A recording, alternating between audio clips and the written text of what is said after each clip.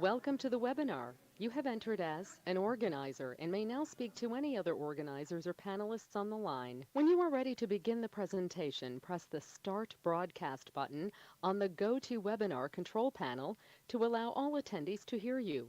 This system will notify you once you begin your broadcast. The broadcast is now starting. All attendees are in listen-only mode.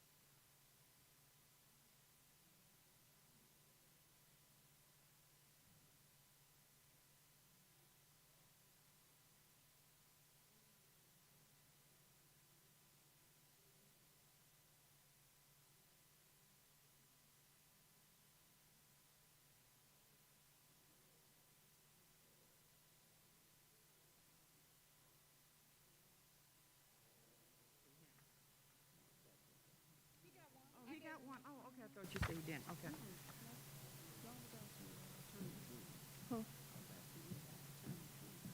Just in case they have questions about the negotiation, that's what he's here for.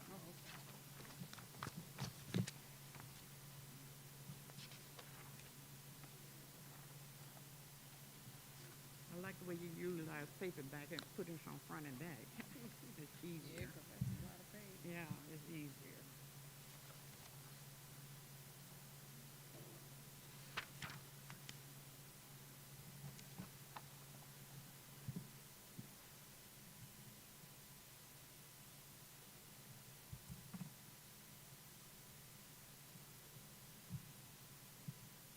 I almost think we need our plastic back up behind all of this other stuff.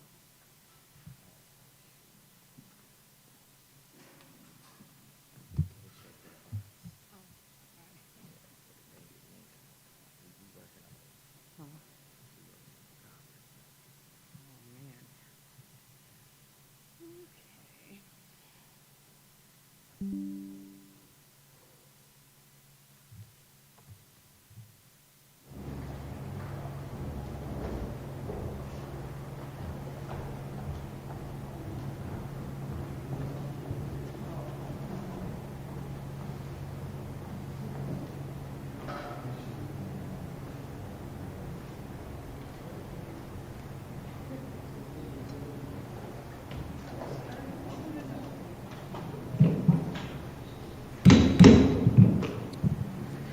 Good evening. I would like to call the Flint Board of Education Committee of the Whole meeting in order at 6 o'clock p.m.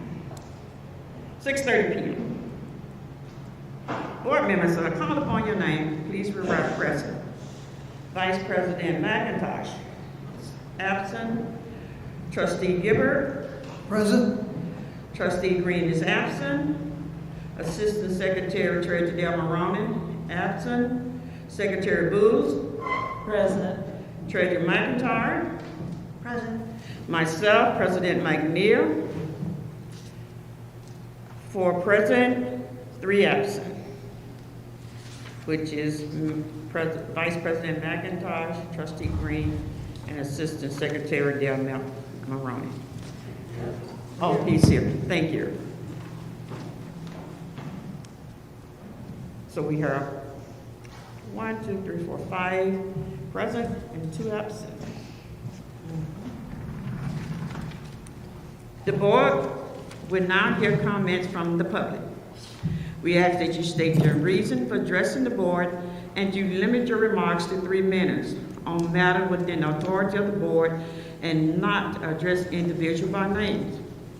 The presiding officer of the board shall have the right to limit the number of persons who may address the board on the same subject.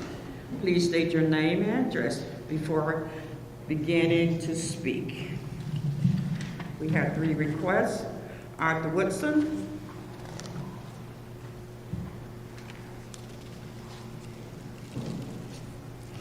Yes, Arthur Woodson. I thought I would come up here today and speak about new schools. It's been weeks, months that Mott had offered to assist in building new schools. Still no movement. Got extra funds, still no movement. Keep on having meetings after meetings.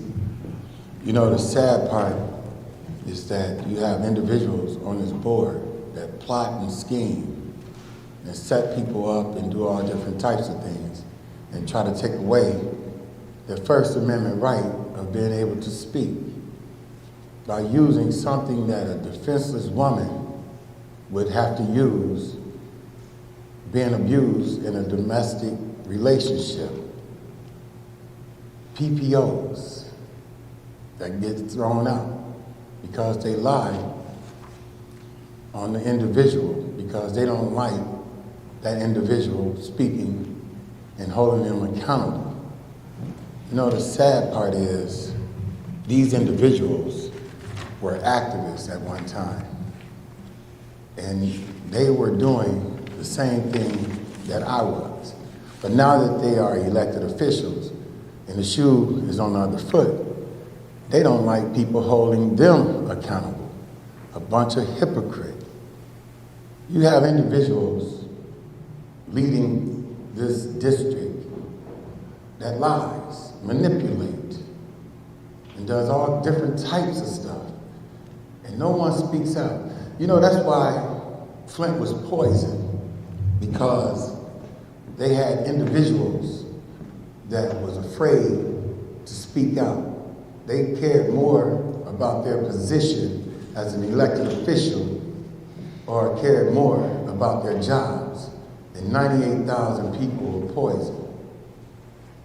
At some point in time, you have to stand up and say something. At some point in time, if it's about the kids, you have to stand up and say something. Because that's wrong if you don't. It's wrong if you sit back. Silence is approval. That's sad if you don't say anything and you go along with it and you know that it's happening. That's really sad, because half of you know that a couple of individuals on this board stated that they was going to set people up and get people out of their position or not vote with them because they don't want to make them look good. Y'all know this. The kid's supposed to be first. The kid's supposed to be before your personal agendas. New schools. Thank you. Thank you, Mr. Wilson. Our next public speaker, Sharice Lee.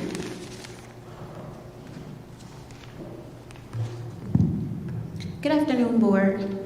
I'm here to, well, first, my address is 1133 Fairfax Street, Flint, Michigan, 48505. And I'm here speaking by public comment today because I've been told that we have been unable to meet due to scheduling concerns with the board. And since you've had meetings and you have a meeting scheduled next week, I would like to request that we meet next week regarding some concerns that I have. I requested a meeting 2 months ago when I first received correspondence from one of our vendors, and I have continuously requested meetings and haven't been able to meet with you all, and we have some things that we need to discuss. I received some more correspondence yesterday, and it's imperative that we meet about it. It is conflicting with what I have been asked to do by the board, and it's giving me different direction. And so I believe that it's important that you give me direction in how you would like me to handle this matter. And also, just on a note, between our particular contract, my invoices have not been paid since March. So that means March, April, May, and June are outstanding. And unfortunately, if they aren't paid by next week, I will have to start a debt collection process. And I don't necessarily think that that is a necessary action. I just think that, we need to move on these particular items. Thank you. Thank you, Ms. Lee. Our next public speaker is Linda Bell. Ms. Linda Bell. Thank you, and good evening, everyone. My name is Ms. Bell. I am the owner of Ring a Bell for ASL. I'm a teacher. I am an advocate, and I am a Flint lover. I'm offering free services at Haskell Center at this particular time with a small community grant to individuals who want to learn sign language. I want to offer it to our students in the Flint community schools. I would like to acknowledge that we need some new, improved excitement for the children to engage in. I think that we need to have our future generation become signers. My program has often had, right now I'm teaching at the Ferris wheel. I have students as young as 6 years old and as old as 72. I am now teaching a blind person sign language using tactile sign. The reason I came here is because I'm trying to get a program at Haskell Community Center, and it's taken some time because of finances, but I think the Flint schools will use it more. I think we can offer it to the Genesee Intermediate School District, because of children with their disability needs. I grew up with a mother who was deaf. I had reading disabilities. I had behavior problems growing up. I could not sit still. I could not focus. And the reason why is because no one could communicate with me in my native language, which was sign language. I can speak, I can hear, but I learned through my mother, who could not read or write. So her vision was to see things and describe them to me. And I think we can take this knowledge to our children, who uses their vision as a hearing component instead of using it as a visual component, as an emotional component, because it will curb their emotional behaviors. It will touch base with their ability to socialize with other kids with special needs. They will become more marketable when they get older. And I am creating an app that will translate sign language into English and English into sign language. But before we can get to that point, I want to make our kids more adaptable. We are dealing with people coming in our country speaking 4 or 5 different languages, and we have a Michigan School for the Deaf right here in Flint, and none of us know sign language. How many people in this room can know how to translate something if a deaf person comes in this room? Think about that. I left my business cards over there on the table. I left about 10. If I need to pass out more, let me know. I am located at the Ferris wheel downtown Flint. My phone number and address and email is on the business card. I appreciate all of your time. I hope you consider having a curriculum in the Flint school districts and throughout the Genesee County area. Thank you. Thank you, Ms. Bell.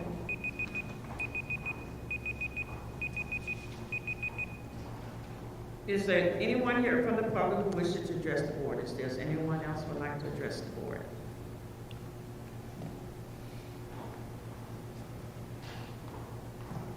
Thank you. Let's proceed to the agenda. I now turn the floor over to Mr. Trustee Gibbard for the Human Resource Committee as a whole. Thank you, Madam President. I would like to call the Human Resource Committee of the Whole to order. I will now call upon Superintendent Jones to present action to the board. Thank you, Trustee Gilbert, and good evening, board members. Good to see you all. I seek a motion and a second from the board to move Resolution 1.1, Personnel Recommendations, to the regular board meeting on July 20th for adoption. It has been properly moved and second. Is there any discussion? It hasn't been. It hasn't been, I'm sorry.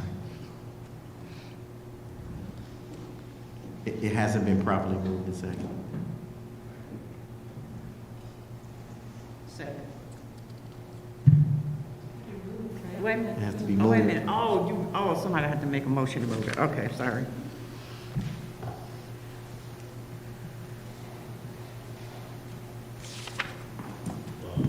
So moved. Support. It's been properly moved and seconded. Is there any discussion? Yes. Trustee Del Maroney? So as I look through these appointments, retirements, whatnot, there's been some talk about bringing someone on as a consultant, which I think is later in our packet today. But should that not come up here?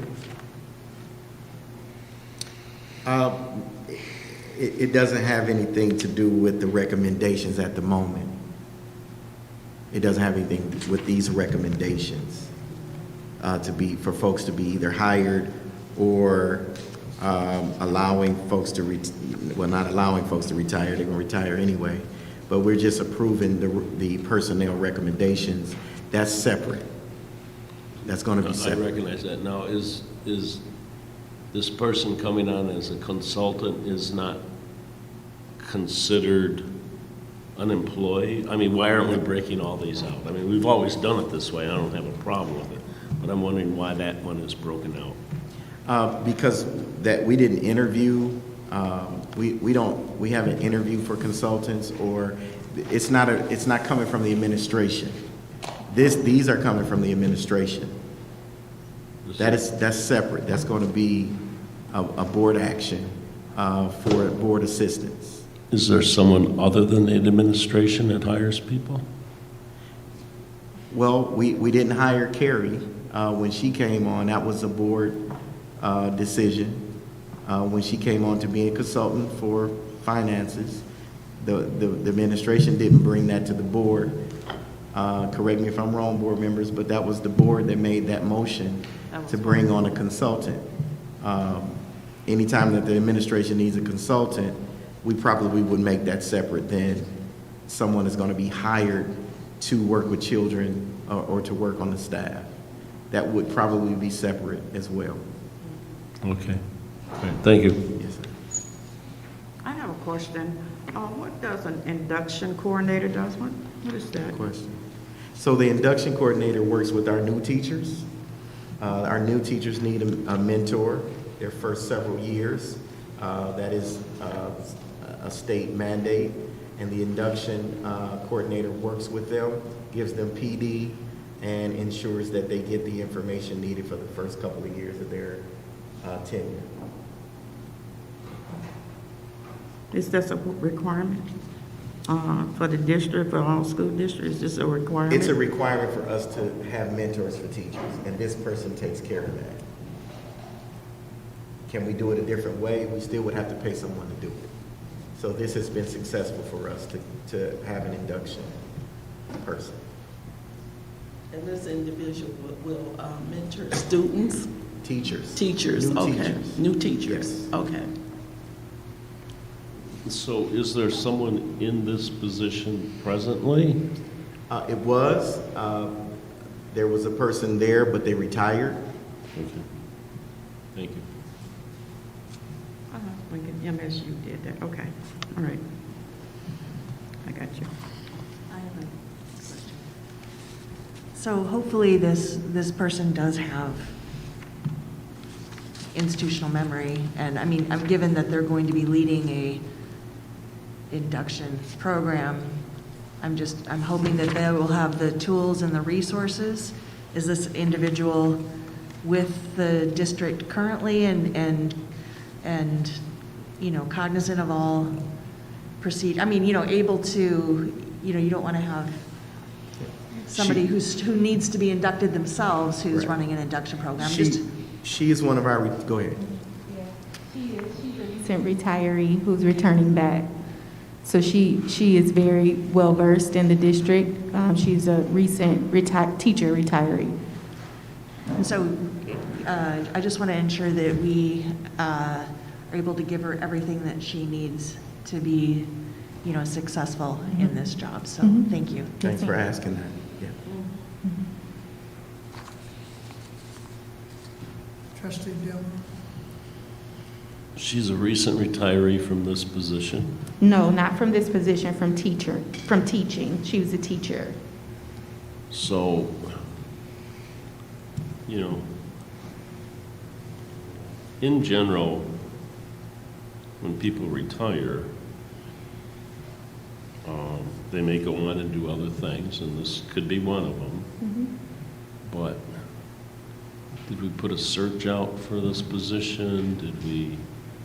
How does this come about? People retire and then they come right back into the district. Well, When we're talking about promoting from within, when they retire, they're outside. So, I mean, it's good to have a nice little family all working together, but, you know, I've seen it at General Motors where engineers retire on Friday and Monday they're right back in work and doing the exact same job, getting paid more money through a consulting company. so technically, there has to be a break. So according to ORS, there has to be a break in their service, so they can't just return right back. Also, it is the administration's outlook that we would welcome any of our retirees that would like to serve our scholars or serve our staff. Right now, we're in the market of a talent migration. So I assure you that there hasn't been other internal or external candidates that have been overlooked so that this person could fulfill this position. What did this, if we had hired someone from within or externally, as you say, what pay would they expect to get paid? What would you pay them? Same. Yeah, I would have to look at the position and the grade scale. This would be in the UTF, I believe, so it would be dependent upon the scale for that position. And it's not a full-time position, it's a part-time position. And so, if we're speaking of it in terms of what other teachers that are currently working want that position, well, I don't think that any of our teachers that are full-time would want to go to part-time, or they would have interviewed for the position. So $30 per hour for how many hours a week? I do not have that information right now. But it's part-time, so it wouldn't be more than 30 hours a week. Okay. All right, thank you. Yes, sir.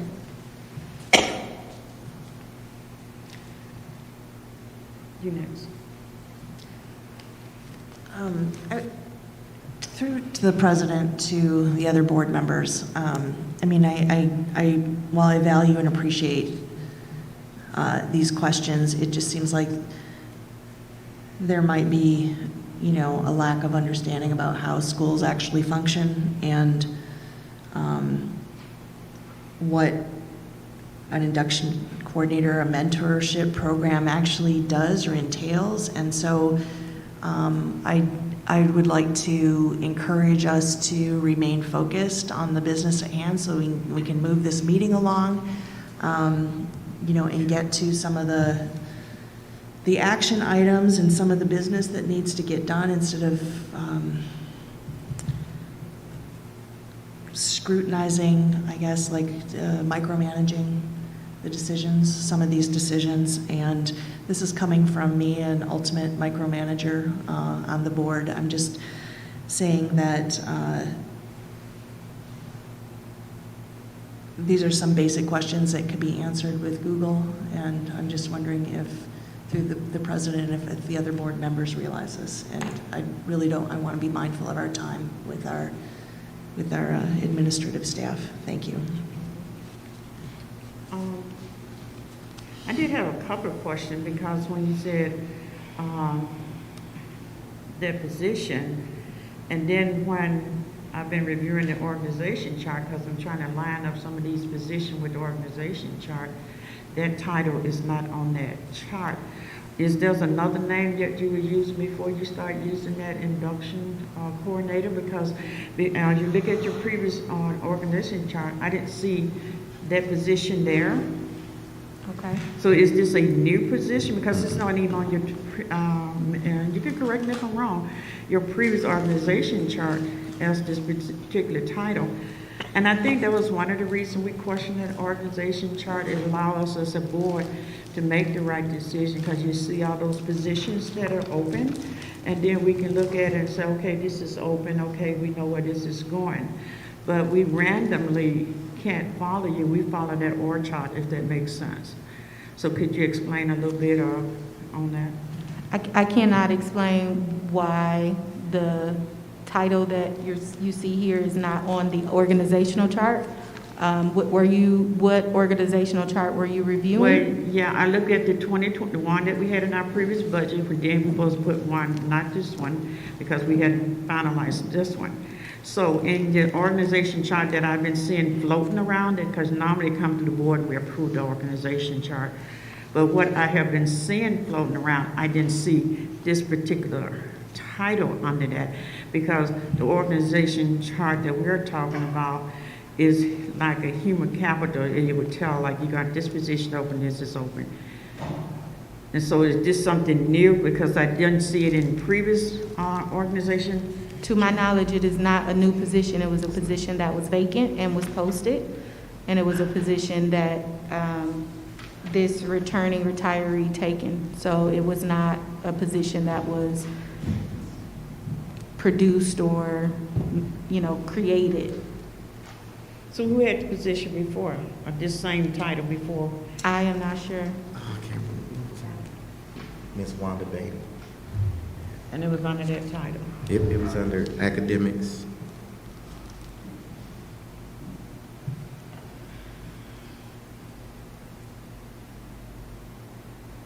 Because I kind of like making, the board should be making our decision based on the way we've been trained and it's that organization chart.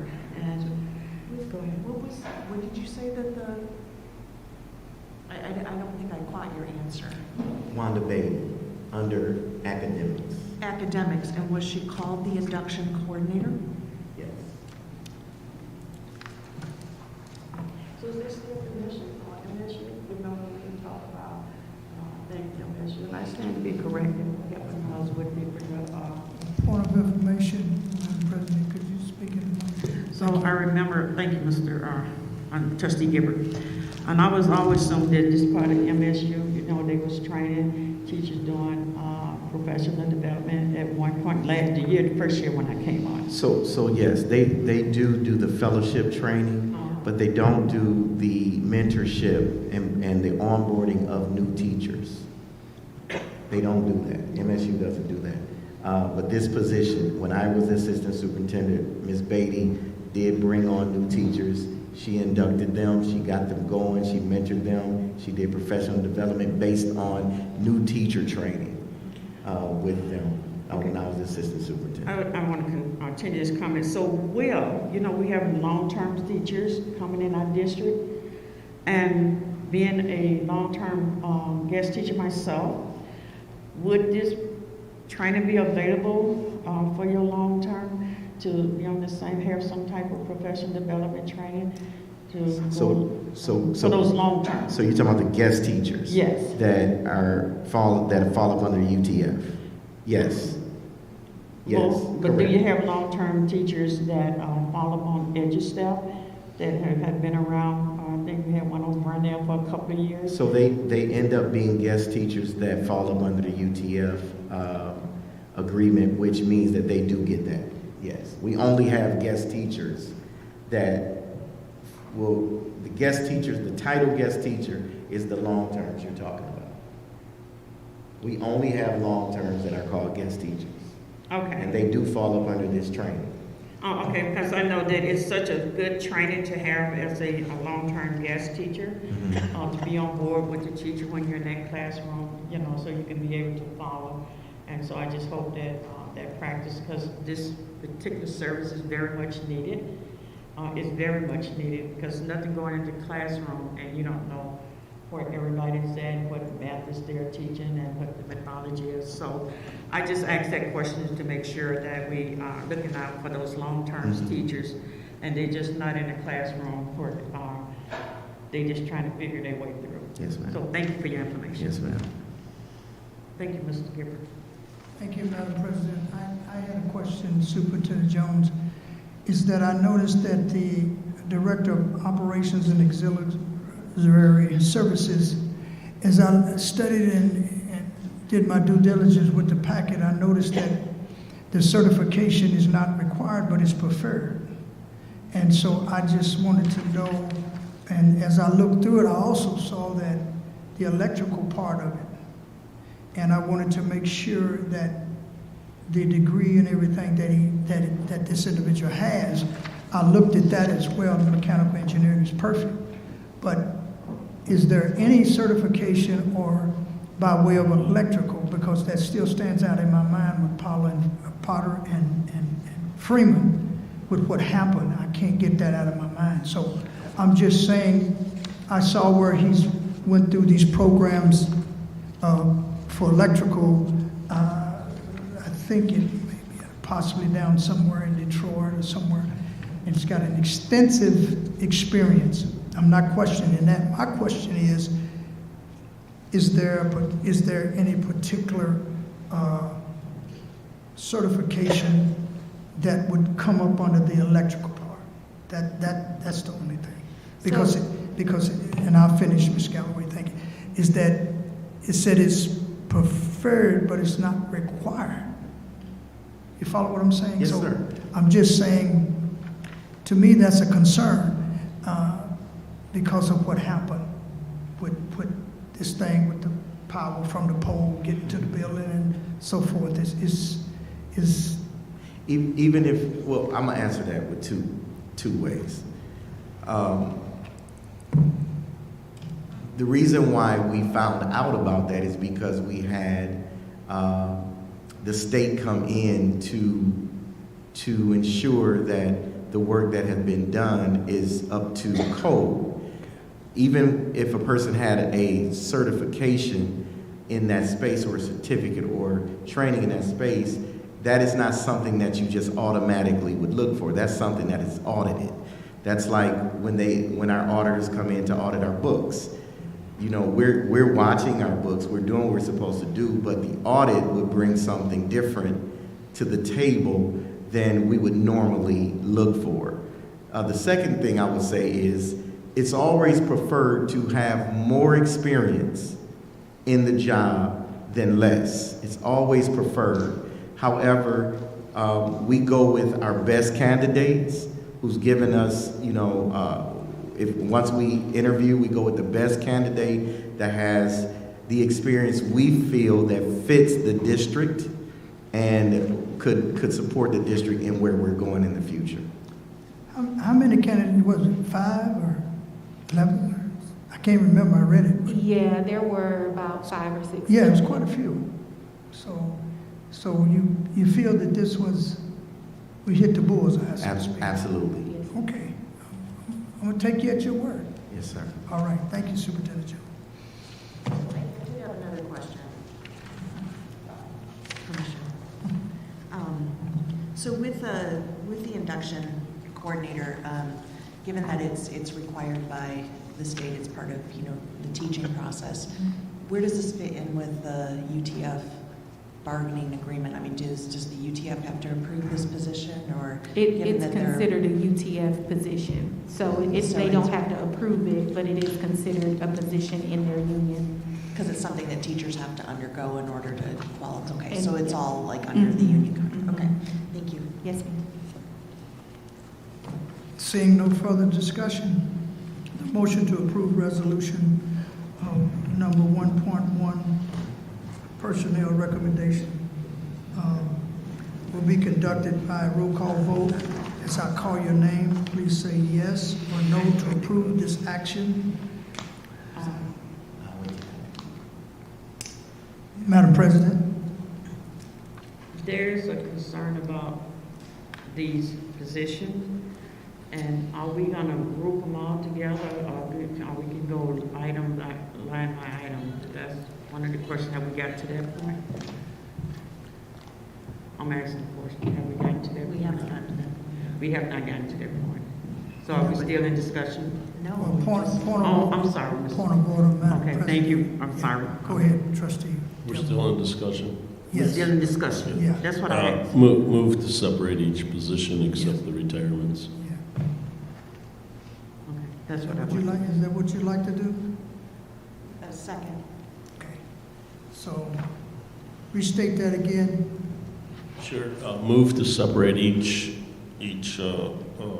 position appointment except for retirements. We'll just group the retirements all together. All right. And you've heard that motion. It's been properly seconded. Any further discussion on that?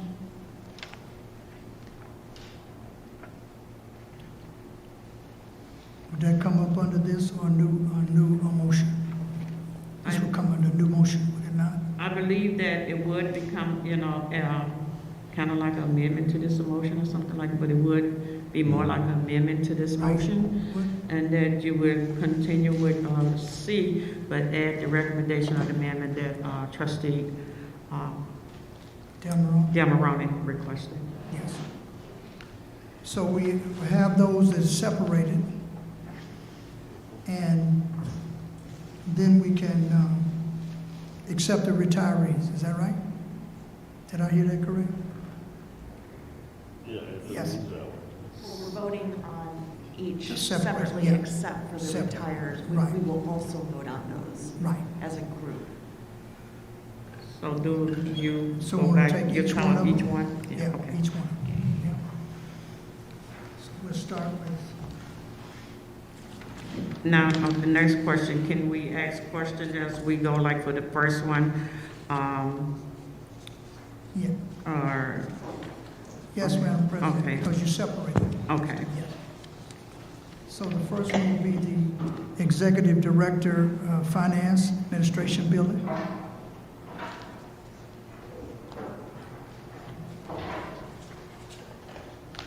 Is it necessary to call their name or just their position? Ms. McIntyre, you guys HR, and he's, It would be just the position. Yes. Thank you. so are we voting on this position, or are we gonna? Yeah, we're separating. This is the We're only gonna one right separate. now. Yep.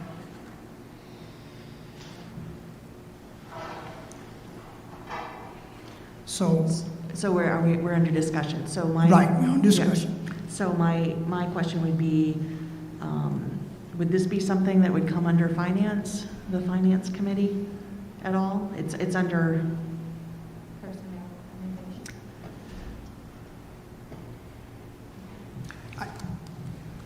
I don't know about the rest of my colleagues, but I don't think it would because of the fact of the matter of that it was an open position. It was vacant, was it not? Yes. So that was what I recalled as I looked through the packet. It was vacant, so, I mean, it needed to be filled.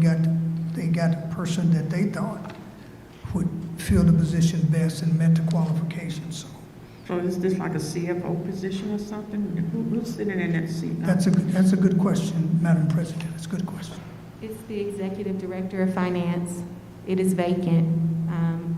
Dr. Wolf is currently the interim filling in since our previous Executive Director resigned. So point of clarification, if I could, Ms. Galloway, so the Chief Financial Officer and the Executive Director of Finance, they the same? Yes, that Just is a the little same bit position. Caveat to, We call it a CFO, but the official title is Executive Director of Finance. thank you. Yes, sir. Any further discussion on this separation? I would like, if we're still in discussion, that we move this back for further discussion up to HR. I think that's where it belongs. I'm just wondering, do you guys want to pass it? was this brought before? I don't The remember subcommittee? seeing Pardon? I it. don't, Go ahead. I don't remember this being brought before a subcommittee, this Uh, particular individual. Ms. Galloway, I don't think it was it? No, No. So she had not been selected at that time. We had a subcommittee meeting about 2.5 weeks ago. So this needs to come before the subcommittee meeting and then brought to the COW. Okay. Can I speak? Mhm. So, board members, the issue is that if we have to continue to wait, we lose people. Every time we do this, and we can't control when people have opportunity to do interviews, we do our best with that. But the more we put time out, the more we wait, and the more we hold things off, and it just continues to, we either lose people or we constantly have to go back and forth as it pertains to, hold on, please hold on, don't leave. And we just constantly have to do that. Now, we've gone through the process, we've done things that we were supposed to do as it pertains to interviewing, but this particular, we're doing interviews back to back every day. And during this time, you're gonna have some walk-ons, which I know the board don't like, but we need teachers. We need to fill positions. Point of order or point of information. Is this a walk-on? No. No? No? I'm just kind of confused how it got onto the agenda then, if it hasn't gone through committee. Point of information, if I may. I think Ms. Galloway just answered that. Yeah. Would you like to say that again, Ms. Galloway? No, I don't need to have, I mean, I'm wondering how the procedure, if the proper procedure was followed, because I thought I thought the superintendent just said that it was a walk-on, but it's not a walk-on. I didn't say that. Okay. Yeah. Right. I believe Superintendent Jones was still, I interrupted him with a point of Okay. information. It's fine. Not everything you even see on this document will always go to a committee because it happens. Retirements don't wait on, when they happen, they happen. We bring them to you. When we have a teacher that wants to be hired, we bring them to you when we can. If it's before the meeting, we let you know. We bring it to the meeting. But the problem we're having is that the longer we wait to get people, they go other places. We can't hold people and they're waiting to have a job and then we have to wait another month. We need a CFO yesterday. We need that support now. And I mean, I'm willing to answer any questions that you have. Even if you decide to take this off the table and take it back, I'm still going to answer any questions. But I'm letting you know what our dilemma is in trying to get folks hired into Flint and getting them going on jobs. It's work to get people to wait. We've had several employees that have had to wait. We even got some that we didn't bring tonight because it just happened yesterday. They're going to have to wait. The waiting game is very difficult for us to keep staff. I'm just letting you know. I want that point to be clear that it's very difficult for us to keep people when we have to wait another month after they have been interviewed. I just want to put that up on the table. Wow. I'm looking for this person. Is that resume in this pack? Sherry Harris. The resume is in the packet. No, but I mean, I requested recognition from the floor, from the chair, Go ahead. and Joyce started speaking, so. I'm sorry. That's okay. Yeah, So- I apologize. Yeah, that's why I was looking at you and looking for recognition. So, Okay. while I definitely appreciate the urgency of this, I feel that one of the things that has gotten us into the situation that we've gotten into is that we constantly put the cart before the horse and are rushed to make very monumental decisions very quickly, without following procedure and without following the protocol, which is why it's been stressed over and over again to please follow the bylaws and the protocol. So we have the CFO, Director of Operations and Ancillary Services, and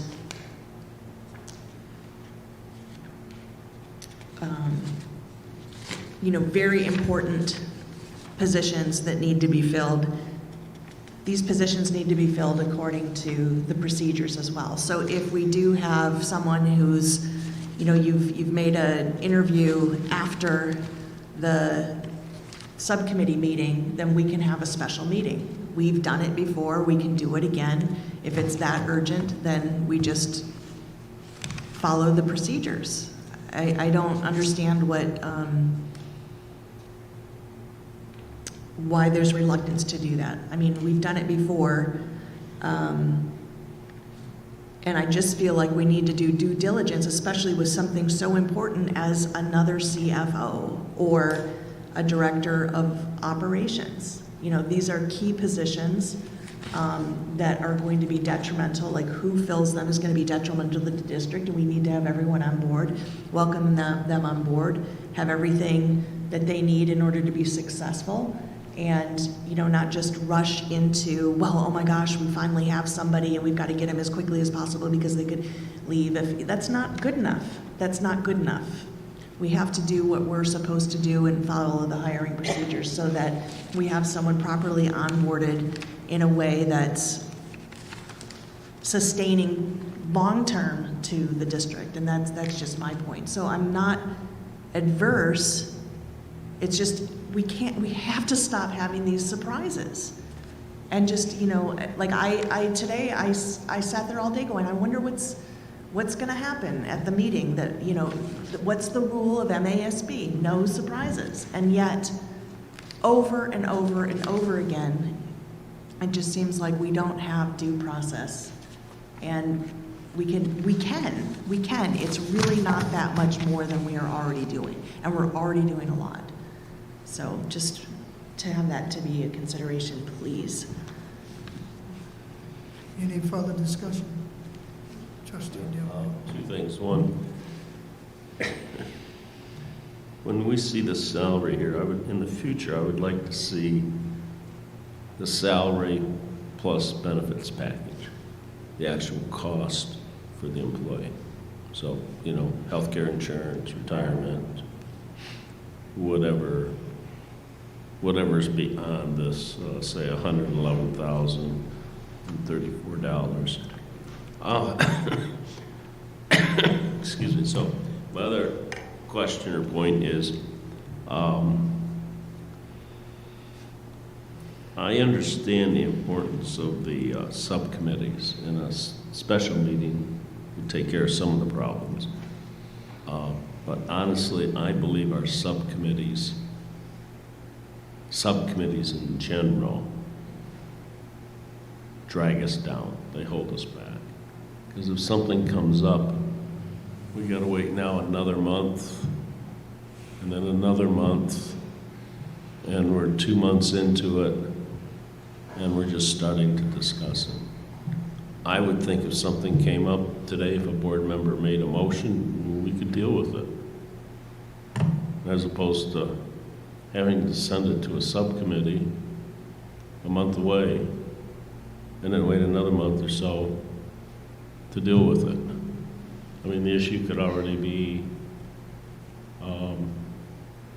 done with by the time we come to some conclusion.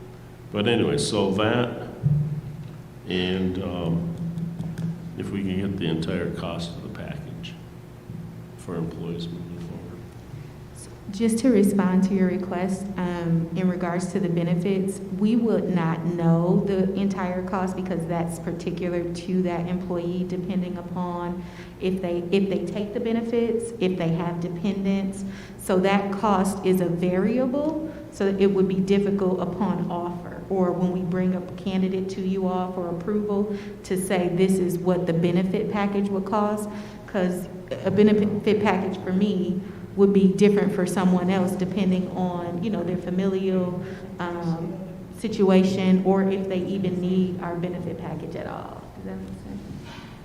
Well, that makes sense, but at some point you have to find out. We would know once the person is onboarded whether or not that is a cost to the district or not. But it wouldn't be at this juncture. This is technically before the person starts and before we have authority to even bring them on or fill out any paperwork.